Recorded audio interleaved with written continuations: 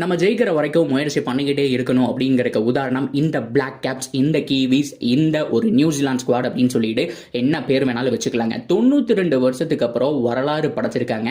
அதாவது சவுத் ஆப்பிரிக்காவுக்கு எதிரான டெஸ்ட் இந்த ஒரு ஹாமில்டன்ல பார்த்தோம் அப்படின்னா 92 வருஷத்துக்கு முன்னாடி தான் அவங்க ஜெயிச்சிருக்காங்க. அதுக்கப்புறம் பெருசா ஹிஸ்டரியே கிடையாது, ஜெயிக்க வாய்ப்பே இல்லை அப்படின்னு சொல்லிட்டு இருக்கும்போது 92 வருஷமா முயற்சி செஞ்சு 18 அட்டம்ப்ட் அடிச்சு கொஞ்சம் கொஞ்சமா புஷ் பண்ணி இந்த டெஸ்ட் சீரீஸை 2-0 அப்படிங்கிற மாதிரி வந்துட்டு வின் பண்ணியிருக்காங்க. என்ன ஒரு ஸ்குவாடு, என்ன ஒரு டீம், சான்ஸே கிடையாதுங்க.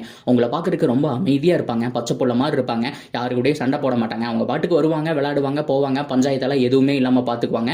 One of the best team இந்த வேர்ல்டு அப்படின்னு சொல்லலாம். T20 ஆகட்டும், வேர்ல்ட் கப் ஆகட்டும், எல்லாத்துலயுமே தன்னோட பெஸ்ட்டை கொடுப்பாங்க. அவங்களோட ஸ்குவாட் பார்க்கறதுக்கு வந்துட்டு ஒரு சாதாரணமா பிக் ஹிட்டர்ஸ் யாரும் இல்லாத மாதிரி தான் இருக்கும். பட் இருந்தாலும் எந்த சிச்சுவேஷன்ல எப்படி ஆடணும் அப்படிங்கறத புரிஞ்சுக்கிட்டு T20 வேர்ல்ட் கப்னு சொல்லிட்டு முடிஞ்ச அளவுக்கு செமி ஃபைனல், ஃபைனல்னு புஷ் பண்ணிட்டு இருக்காங்க.